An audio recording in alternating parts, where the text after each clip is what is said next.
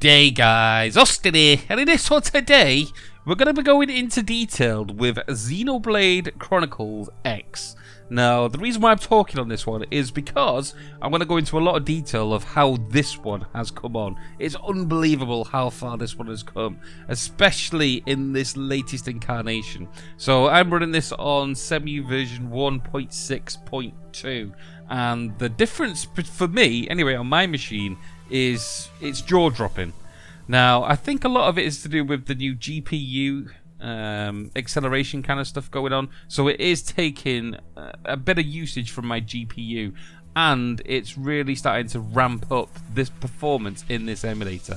As you can see now, I'm gonna be flicking through various different parts of the game to show you how it performs in that different kind of scenarios. So here we've got the open world bit, and there you go. That is the drawdown for this. When you go into a new environment and just start playing the game, when you encounter new artifacts, new effects, things start to get hectic with new stuff on the screen, and I have to stress that new stuff, then you do get those texture caching glitches. It's quite minor compared to what it was like before. Also, as you can see now, cutscenes are working. For me, in the other builds of this emulator, I wasn't getting the cutscenes. They were in about 2 frames per second, and well, they were inaudible, to be honest. And to do with the audio, that too is now working. I can hear the voices, I can hear the music, I can hear the sound effects, and it's pretty damn good. There is no glitching. The only thing I would say, if I was nitpicking, is when I'm talking to one of my co-players in game, sometimes the audio levels can go a little low, but it's a little low. They're still completely audible.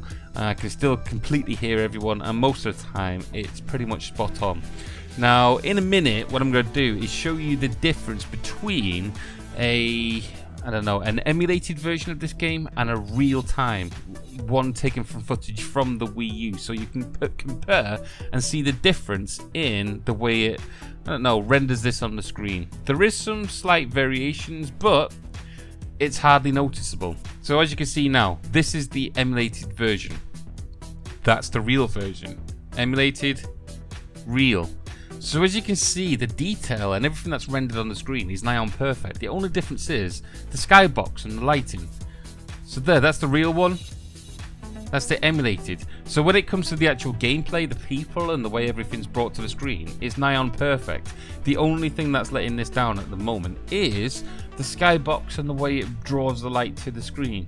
So yeah, it's nigh on perfect. It's unbelievable how far they've gone. But as you can see, in the daytime, it's hardly noticeable because of, well, the light box. Everything's lit up anyway. But the cloud coverage, see? It seems like it's oversaturating the light, so the level of detail in the sky has gone. But this is now running pretty much stable, 30 frames per second across the board. There is some minor drops. It does stutter from time to time, but at this stage, when I was playing this on the build before this, 1.6.1, when it got to this stage, my computer was crumbling. It was literally groaning away, and my fans were spinning like no one's business because it was just too much. The draw distance, the level of detail, the open world environment, the lighting effects, and all the stuff that was going on to emulate this, current gen system was bringing it to its knees. This is what happens when it can't cope with it. You get a little stutter, you get a little tiny lag when it loads up the new textures. But look at that, look at the draw distance, the level of detail. This is the open world environment. This isn't footage, this is the actual world. And as you can see, it's pretty much drawing this like no one's business. The only problem is, it'll come now. Come on, I know it happens. There you go. Every now and again when I'm playing this game, it will do that. For some reason, certain textures just glitch out. Now, I thought that this was something to do with the texture caching thing going on, but sometimes it does it, sometimes it doesn't. I've tried high texture caching, I've tried low, tried medium, and there's no give or take for it. It just happens when it wants to, and there's no reason why, really. I don't know what's going on with that. It's hardly a game break or anything like that. Sometimes it happens, and most of the time it doesn't, but that is something to take on board, and hopefully with the lightbox that kind of texture issue will be improved in time. But getting those kind of effects in these early days and this kind of performance from a game, just one version of an emulator upwards, is absolutely unbelievable. Now, as you can see, I changed my settings, I put it from high to low, and I can keep on switching, vice versa. It makes no difference. If I was to restart the game, it probably would load up with all textures good, and it wouldn't look like a reject from No Man's Sky Planet.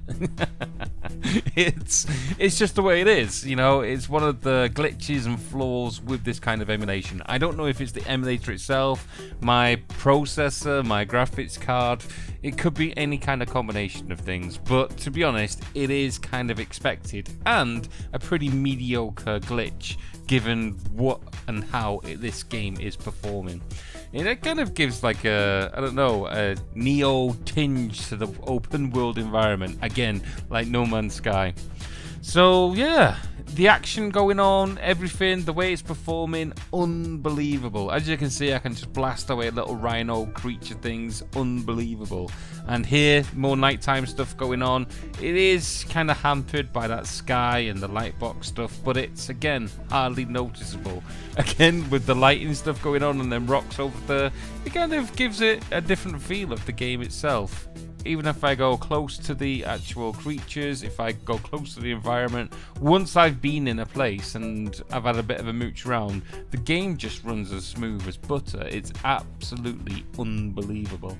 So that's the kind of performance that I'm getting from this. It doesn't make any difference where I am, doesn't make any difference what I'm coming up against, how big the creatures are, how many bullets are flying around. As long as I've, you know, been playing this for a little short period of time, it seems to just take it all in its stride. It's unbelievable. So that is Xenoblade Chronicles then, guys. Hats off to Xap and his team over there for actually working on this new incarnation of the Cemu Emulator. You really have outdone yourself. That's about it from me as well. I can only waffle on for so long about this game and ass-lick developers for the good work that they've been doing.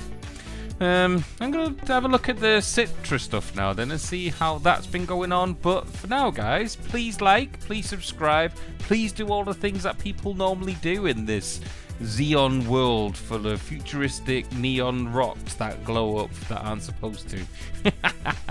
But most of all, guys, most of all, you have a good day. Laters!